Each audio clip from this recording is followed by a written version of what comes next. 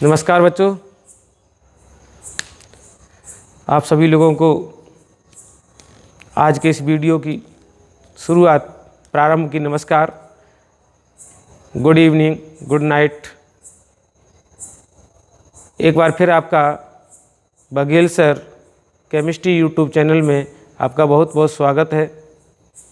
हमारा चैनल आपका हमारे साथ जुड़े रहने के लिए, बने रहने के लिए तहे दिल से हार्दिक स्वागत और अभिनंदन करता है। आप इसी प्रकार जुड़े रहें, हमारे वीडियो को देखते रहें और लाइक और शेयर करते रहें। अगर कोई दिक्कत परेशानी होती है तो कमेंट करके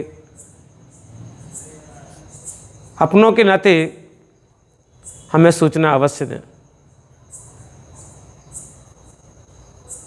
इतना एहसान वीडियो को देखने के साथ साथ हमारे साथ करते रहें, हमारी वीडियो को देखते रहें और हमारे चैनल पर ये एहसान भी करते रहें। हम आपके एहसान के हमेशा शुक्रगुजार रहेंगे।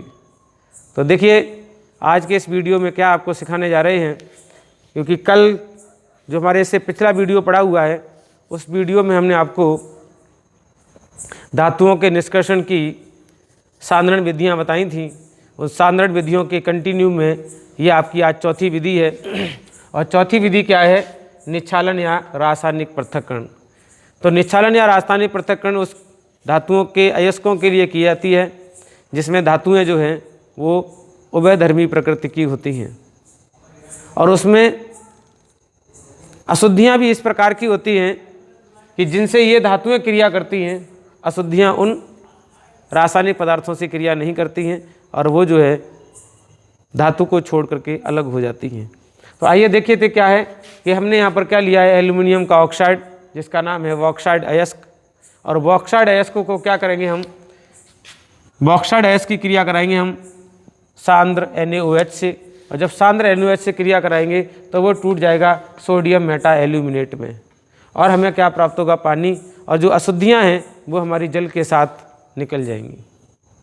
तो हमें क्या प्राप्त होगा, सोडियम मेटा एल्यूमिनेट प्राप्त हो जाएगा। ये हमारा लवण है, ये लवण के रूप में प्राप्त हो, ये हमारा क्या है, लवण। तो जो एल्यूमिनियम है वो एल्यूमिनियम सोडियम मेटा एल्यूमिनेट के रूप में, लवण के रूप में प्राप्त हो जाएगा। इस लवण को हमने क्या किया, पृथक कर लिया और उसमें पानी में घोल करके उसमें CO2 गैस प्रवाहित की। तो जब CO2 गैस प्रवाहित करेंगे तो हमें क्या मिलेगा, शुद्ध एल्यूमिना प्राप्त हो जाएगा और सोडियम बाइकार्बोनेट पृथक हो जाएगा। तो शुद्ध एल्यूमिना प्राप्त हो गया। इस एल्यूमिना का हम क्या करेंगे, आगे निष्कर्षण करेंगे। इसकी दूसरी रिएक्शन भी है, दूसरे तरीके से हम कैसे समझ सकते हैं, हालांकि हमारी रिएक्शन वही ऊपर वाली है। तो सोडियम मेटा क्या नाम है, ये बॉक्साइड अयस्क, और बॉक्साइड अयस्क में क्या डाल दिया हमने, सांद्र NaOH। तो ऊपर वाली क्रिया जो है उसके बीच का स्टेप ये रह गया, ऊपर वाली क्रिया का ये बीच का स्टेप है। वो बीच का स्टेप क्या है, हमने मिलाया, यही मिला हमें सोडियम एल्यूमिनियम हाइड्रोक्साइड। और सोडियम एल्यूमिनियम हाइड्रोक्साइड जो है वो कन्वर्ट होता है किसमें, सोडियम मेटा एल्यूमिनेट में। तो यहाँ क्या किया, सोडियम हाइड्रोक्साइड और सोडियम और एल्यूमिनियम के दोनों के हाइड्रोक्साइड मिक्स अवस्था में प्राप्त होते हैं। इन हाइड्रोक्साइड में हमने क्या कर दिया, डायरेक्ट CO2 गैस प्रवाहित कर दी। अगर हम इसको हीट कर देते तो वापस हमें यही मिल जाता, अगर हम इसको हीट करते तो वापस हमें यही मिल जाता, ये टूट जाते। लेकिन हमने क्या किया, इसी में हमने क्या डाल दिए, CO2 गैस प्रवाहित कर दी। तो जब CO2 गैस प्रवाहित की तो इसमें से सोडियम बाइकार्बोनेट जो है वो पृथक हो गया और हमें मिला क्या, सोडियम के हाइड्रोक्साइड प्राप्त हो गए, जिनको हमने क्या कर लिया, छान करके पृथक कर लिया, धो करके, ठीक है, छान करके धो करके हमने उनको पृथक कर लिया। बाद में क्या हो गया, एल्यूमिनियम के हाइड्रोक्साइड प्राप्त हुए थे उनको हीट कर दिया। जब गर्म करेंगे तो हमें क्या मिलेगा, एल्यूमिनियम का ऑक्साइड मिलेगा। और एल्यूमिनियम का ऑक्साइड जो है जब उसको पुनः हीट करेंगे तो हमें क्या मिलेगा, जल उसके अंदर से वाष्पित हो जाएगा और हमें शुद्ध मात्रा में मिलेगा एल्यूमिना। तो हमें क्या प्राप्त करना था, दोनों विधियों से हमें एल्यूमिना प्राप्त करना था, और यही एल्यूमिना हमारे लिए कैसा है, शुद्ध है। और बाकी की अशुद्धियाँ जो है वो हमारी क्या, विलयन के साथ में पृथक हो जाती हैं।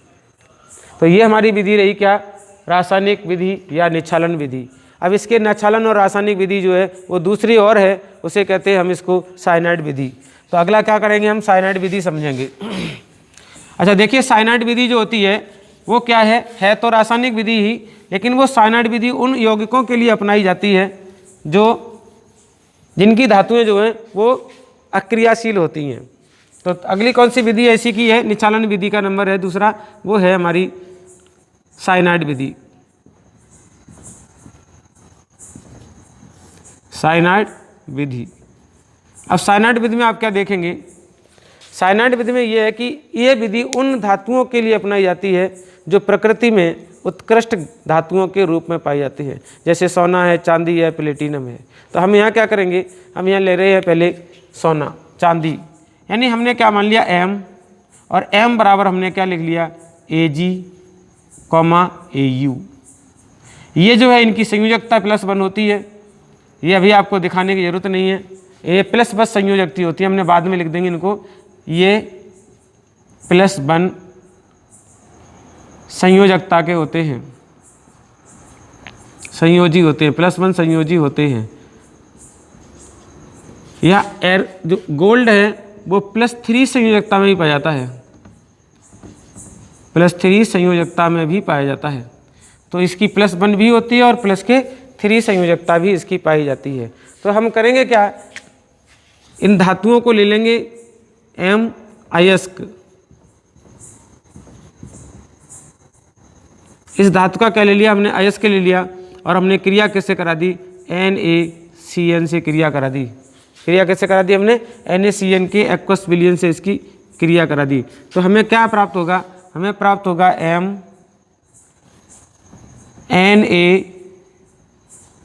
NaMCN का होल ट्वाइस। ये हमें संकुल के रूप में प्राप्त हो जाएगा, ये एक्वस मीडियम में है और ये संकुल के रूप में प्राप्त हो जाएगा, संकुल के रूप में। जब ये संकुल के रूप में प्राप्त होगा, बाकी की अशुद्धियाँ जो हैं वो इस अयस्क को छोड़ देंगी। इसमें क्या है कि जो अयस्क है हमारा, उसमें जो भी अशुद्धियाँ होंगी वो अशुद्धियाँ इस साइनाइड से क्रिया नहीं करेंगी। क्रिया कौन करेगा साइनाइड से, क्रिया करेगी वो धातु, और धातु क्या है, इस संकुल के रूप में पृथक हो जाती है। तो यही संकुल हमने क्या ले लिया, यहीं पर हमने ये संकुल ले लिया NaMCN का होल ट्वाइस, पूरे कॉम्प्लेक्स को जो बंद कर दिया, प्लस हमने इसका रिप्लेसमेंट कर दिया किससे, जिंक से। यानी क्या है, प्रतिस्थापन। क्या करेंगे इसको हम, ये प्रतिस्थापन क्रिया है, ये क्या करेंगे हम, प्रतिस्थापन। तो जिंक क्या करेगी, यहाँ से इस सोडियम धातु, जो धातु है हमारी, यहाँ पर मेटल में हम गोल्ड भी ले सकते हैं, सिल्वर भी ले सकते हैं, इनको रिप्लेसमेंट कर देगी। तो क्या प्राप्त होगा, Na2ZnCN का होल 4, और क्या प्राप्त होगा हमें, ट्वाइस M धातु प्राप्त हो जाएगी। हमने यहाँ क्या कर लिया, 2 का गुणा कर लिया। तो यह हमारा कैसा हो गया, साइनाइड विधि हो गई, जिससे हमारी धातु प्राप्त हो गई। और धातु के लिए हमने क्या लिखा है, पहले ही हमने मान लिया है Ag या Au। तो हम पर्टिकुलर रिएक्शन लिख रहे हैं Ag के लिए। तो Ag का क्या है, अयस्क है ना, Ag का क्या है, हमारा अयस्क है। जब Ag का अयस्क है तो हमारा Ag अयस्क जो है, यहाँ हमने रिएक्शन को संतुलित करके चलेंगे तो यहाँ पर हमारा ये प्राप्त हो जाएगा, और यहाँ पर हमें मिलेगा क्या, हमें मिलेगा यहाँ पर Na, और Na जो है वो आयन के रूप में मिलेगा। किसके रूप में, आयन के रूप में मिलेगा, अगर रिएक्शन को बैलेंस करके चलते हैं तो। हमने क्या यहाँ पर ले लिया, मान ले हमने ले लिया क्या, Ag का Cl अयस्क। अब इसकी क्रिया किससे करा रहे हैं, इसकी क्रिया करा रहे हैं हम NaCN, साइनाइड से करा रहे हैं। तो हमें क्या मिलेगा, हमें संकुल मिलेगा, और वो हमारा संकुल क्या हो गया, NaAgCN का होल ट्वाइस, और पूरे कॉम्प्लेक्स को यूं बंद कर दिया। ये तो सिंपल सी रिएक्शन थी, बंद कर दिया हमने। आगे हमें क्या मिलेगा, यहाँ से जो Na होगा वो Cl के साथ क्रिया करके क्या बनाएगा, NaCl बनाएगा, जो एक्वस मीडियम में चला जाएगा, और यही इसके साथ में क्या रह जाएंगी, अशुद्धियाँ रह जाएंगी। क्या रह जाएंगी, इसमें अशुद्धियाँ रह जाएंगी।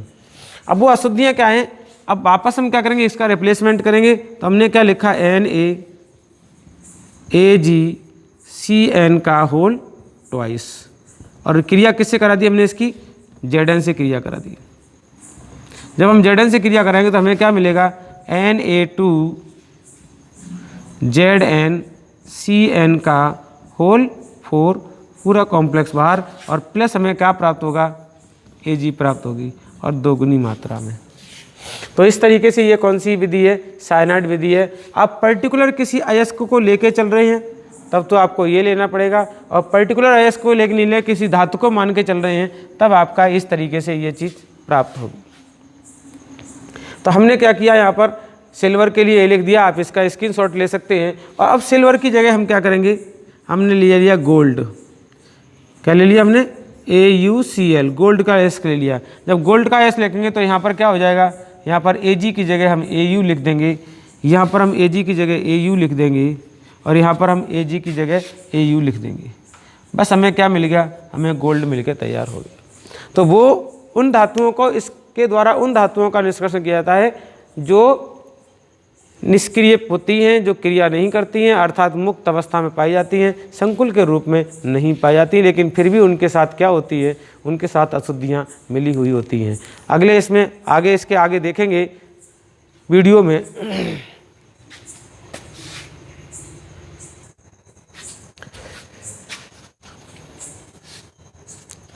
तो देखिए इसके आगे क्या है, आगे है हमारा सांद्रित अयस्कों से अशोधित धातु का निष्कर्षण। यानी अभी तक जो हमने पीछे जो पढ़ा था कि जो खान से खोद करके खनिज निकाले, खनिज में से अयस्क छांट करके उनका सांद्रण किया, चाहे सांद्रण ने गुरुत्वीय पृथक्करण विधि द्वारा किया हो, चाहे चुंबकीय पृथक्करण विधि द्वारा किया हो, चाहे हमने उसका जो है फैन प्लवन विधि द्वारा किया हो, और चाहे हमने उसका जो है निच्छालन विधि द्वारा किया हो। कुल मिला के हमें यहाँ से क्या प्राप्त होते हैं, धातुओं के शुद्धतम और अयस्क प्राप्त होते हैं, धातुओं के शुद्धतम अयस्क प्राप्त होते हैं। अभी धातु प्राप्त नहीं की है। तो यहाँ क्या करा है, सांद्रित अयस्कों से, यानी अब उसमें जो है मिट्टी जो गलनीय, यानी जो विलेयशील अशुद्धियाँ थी वो पृथक हो गई। अयस्कों से अशोधित धातु का निष्कर्षण, ये हमारी क्या है, बात्याभट्टी है। क्योंकि हमें चित्र बनाते हुए टाइम लगता है, वीडियो लंबी हो जाती, इसलिए मैंने चित्र वीडियो को रोक करके बना लिया। तो यहाँ क्या है, यहाँ पर हमारा ईंधन रखा रहता है। ये इस तरीके की भट्टी होती है जिसमें यहाँ पर ये ढालू नुमा प्लेट लगी रहती है, ढालू नुमा उसकी सतह बनाई जाती है। यहाँ हमारा क्या होता है, अयस्क भरा रहता है। यहाँ पर ये हमारा क्या भरा हुआ है, अयस्क भरा हुआ है। जो हमारा चूर्णित अयस्क है वो हमने यहाँ भर रखा है, ठीक है। हमने यहाँ लिख दिया क्या, अयस्क। इस जगह क्या होता है, इसकी विशेषता ये है, विशेषता भी कभी कभी पूछ ली जाती है कि बात्याभट्टी की विशेषता क्या है। इसकी विशेषता होती है कि जो अयस्क होता है वो हमारा सीधा ईंधन के संपर्क में नहीं होता। अयस्क जो है वो ईंधन से दूर रहता है। और अयस्क को जो गर्म किया जाता है वो किसके द्वारा गर्म किया जाता है, गरम लौ, यानी लपटों के द्वारा उसको हम गर्म करते हैं। तो यहाँ हमारा क्या होता है, ईंधन, इसे ईंधन बोलते हैं। ईंधन जलाया जाता है, ये वायु की उपस्थिति में जलाया जाता है। तो यहाँ से क्या होगा, ये हमारी क्या चलेगी, लौ निकलेगी। जब ये लौ निकलेगी तो ऊपर, ये तो लौ ऊपर उठेगी और ऊपर के लिए ढालू सतह बन जाती है ताकि ये लौ को क्या करे, कवर्ड करके लाए, ताकि हमारे ईंधन के संपर्क में आ जाए।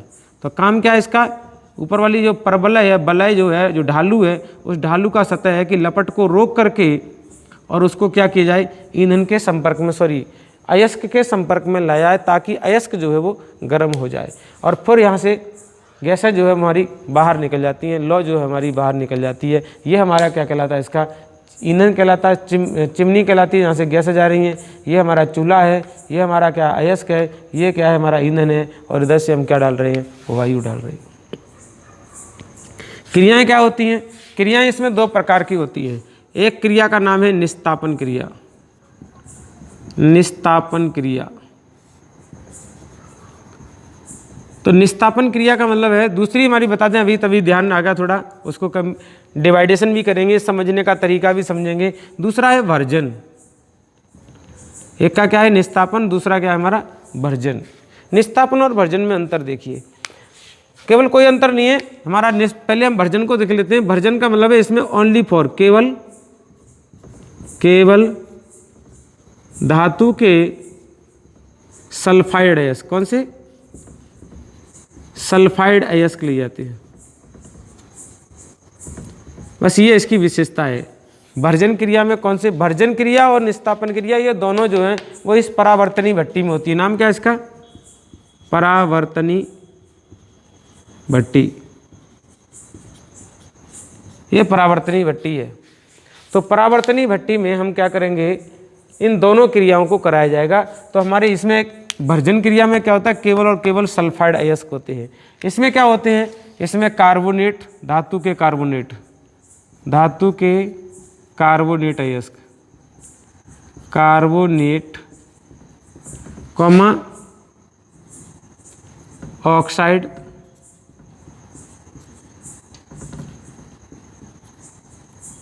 कॉमा हाइड्रोक्साइड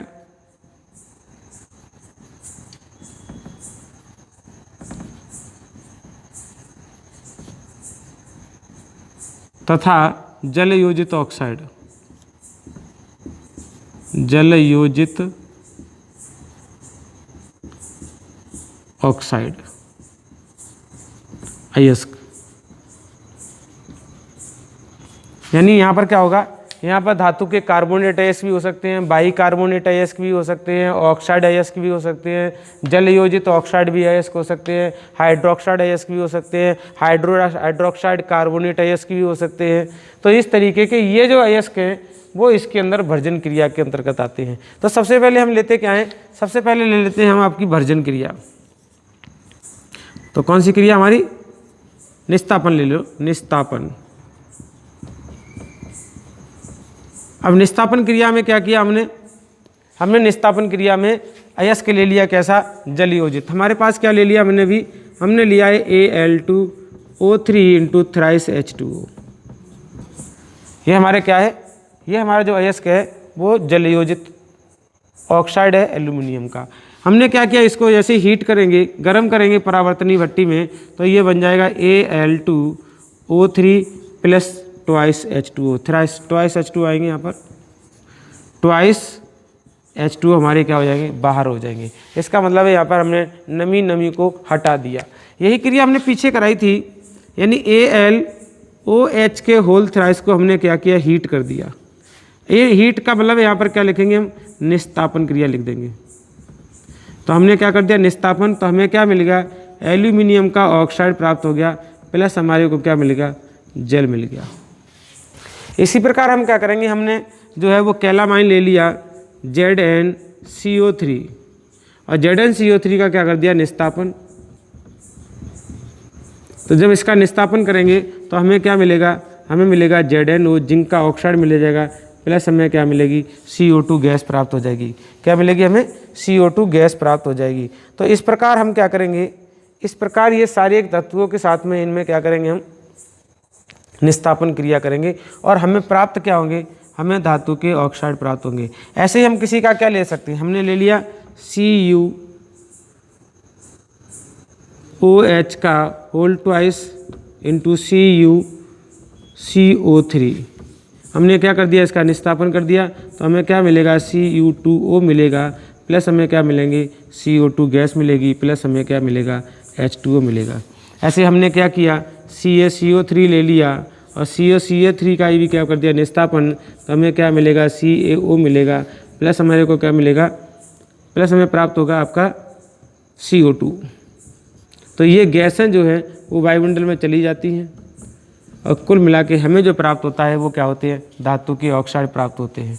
तो इसमें निस्तापन क्रिया की परिभाषा क्या है कि सांद्रित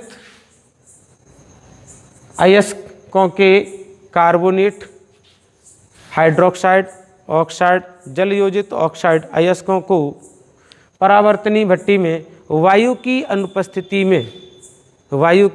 अनुपस्थिति में इन्हें गर्म किया जाता है।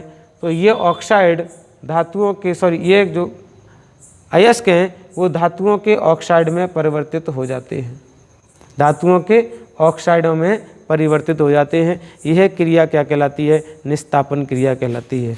इसी के साथ हम क्या देखेंगे, आपकी भर्जन क्रिया देखेंगे।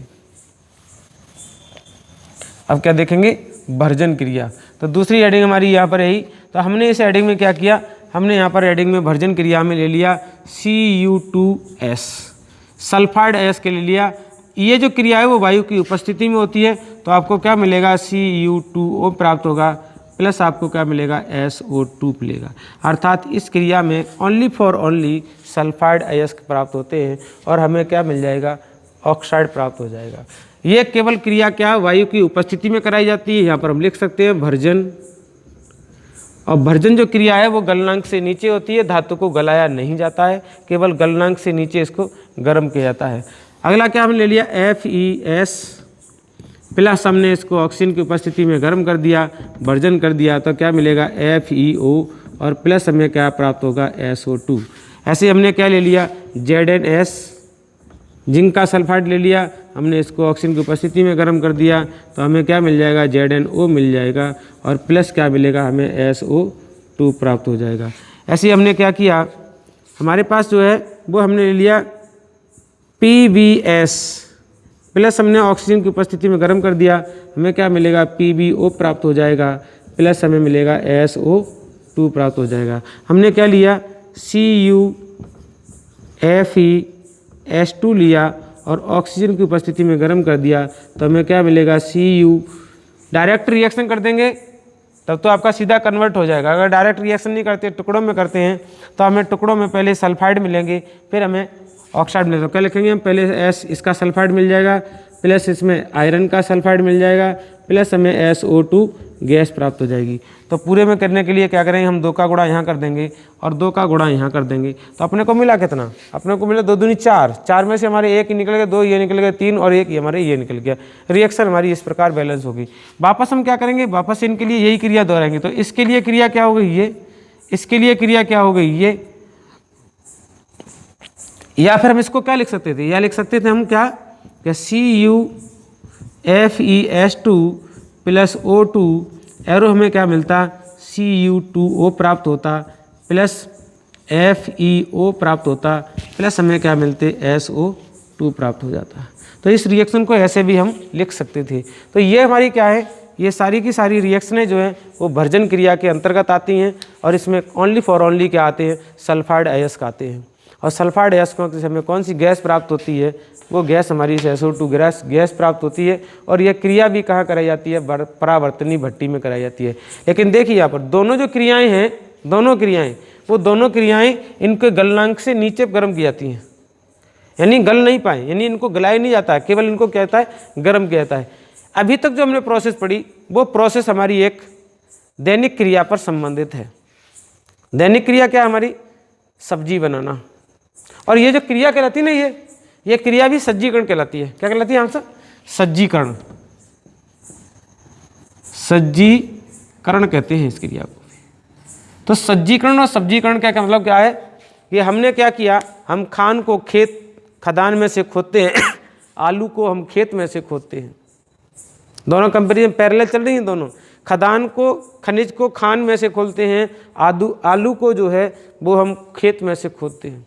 दोनों को निकाल के बाहर लाते हैं, उनको भी हम मिट्टी से अलग करते हैं, आलू से भी हम मिट्टियों को अलग करते हैं, और आलू कैसे हो जाते हैं, साफ हो जाते हैं। उनकी हम केवल कुटाई कूट करके, जौ क्रशर से कूट करके छोटे छोटे टुकड़ों में काटते हैं। इसमें हम क्या करते हैं, चाहे तो छील देते हैं, और नहीं छीलते हैं तो हम इसकी मिट्टी को हटा देते हैं। क्या करते हैं, उनकी भी धुलाई करते हैं। अब उनकी धुलाई के लिए क्या हमने किया, हमने गुरुत्वीय पृथक्करण विधि अपनाई, हमने सांद्रण विधियों में चुंबकीय पृथक्करण विधि अपनाई। उसके बाद हमने क्या किया, उसका फैन प्लवन विधि अपनाई। यहाँ हम क्या करेंगे, जो आलू हमने काट रखे हैं धुल करके, उन आलूओं को वापस हम क्या करेंगे, अच्छे पानी में धुलेंगे, ताकि उनकी गंदगी जो ऊपर थी उनको हटा देंगे। उनका भी सांद्रण हो रहा है, आलू का भी सांद्रण हो रहा है। अब हमने क्या किया, इन दोनों को बाहर ला करके परावर्तनी भट्टी में गर्म किया। यहाँ क्या कर रहे हैं, हम इनको परावर्तनी भट्टी में कर रहे हैं। आलू को क्या कर रहे हैं, हम कढ़ाई में गर्म कर रहे हैं। और गर्म करने का मतलब है आलू को क्या करेंगे, धीरे धीरे फ्राई करेंगे। तो धीरे धीरे क्या कर रहे हैं, आलूओं को हम फ्राई करेंगे। जब आलूओं को धीरे धीरे फ्राई करेंगे तो वो आलू क्या है, उसमें से नमी, उसमें से अन्य गैसें निकल जाती हैं। यहाँ भी हम क्या कर रहे हैं, अयस्क को फ्राई कर रहे हैं। क्या कर रहे हैं, इसमें फ्राई कर रहे हैं। आलू को फ्राई करते थे, हम यहाँ अयस्क को फ्राई कर रहे हैं। तो अयस्क में जो अशुद्धियाँ हैं, जो गैसीय अशुद्धियाँ हैं, जैसे आपकी नमी है, वायु है, और उसके साथ साथ आपकी कार्बन डाइऑक्साइड है, सल्फर डाइऑक्साइड है, ये ऑक्साइड वहाँ से वापस बाहर हो जाते हैं। तो आलू में भी क्या हो जाती है, नमी बाहर हो जाती है। फिर हम उसमें क्या कर देते हैं, पानी डाल के सब्जी बनाने के लिए रख देते हैं। आगे इनके साथ हम प्रोसेस आगे करेंगे। तो ये सिंपल तरीके से हमने इसकी प्रोसेस को समझ रखा है। तो आइए यहाँ क्या हुआ अब कि परावर्तनीय भट्टी से निस्तापन और भर्जन क्रिया द्वारा अयस्कों को हमने किस में बदल लिया, ऑक्साइड में बदल लिया। अभी ये ऑक्साइड में बदल गई है ना, तो ऑक्साइड में हमने इनको बदल लिया। ऑक्साइड अयस्कों को दूसरी भट्टी के अंदर ले जाएंगे। यहाँ इनके अंतर भी आते हैं भर्जन और निस्तापन की। तो भर्जन और निस्तापन में क्या होता है कि भर्जन क्रिया जो है परावर्तनीय भट्टी में वायु की अनुपस्थिति में कराई जाती है। भर्जन क्रिया जो है वो परावर्तनीय भट्टी में वायु की उपस्थिति में कराई जाती है, जबकि निस्तापन क्रिया जो है वो परावर्तनीय भट्टी में वायु की अनुपस्थिति में कराई जाती है। भर्जन क्रिया में धातुओं के केवल और केवल सल्फाइड अयस्क लिए जाते हैं। निस्तापन क्रिया में धातुओं के कार्बोनेट, जल योजित ऑक्साइड, ऑक्साइड, हाइड्रोक्साइड, बाइकार्बोनेट ये अयस्क लिए जाते हैं। ठीक है, तो इसमें दोनों ही क्रियाएं जो हैं गर्म किए जाते हैं, वो हम उनके गलनांक से नीचे तक गर्म करते हैं। तो ये आपको लक्षण, परिभाषाएं, अंतर ये आपको सब पता लग गए होंगे। इसके आगे का जो पार्ट है वो अगले वीडियो में देखेंगे। ठीक है, तब तक हमारे साथ बने रहें, जुड़े रहें, देखते रहें हमारा वीडियो और हमारे वीडियो को लाइक, शेयर और सब्सक्राइब करते रहें। जय हिंद, जय भारत।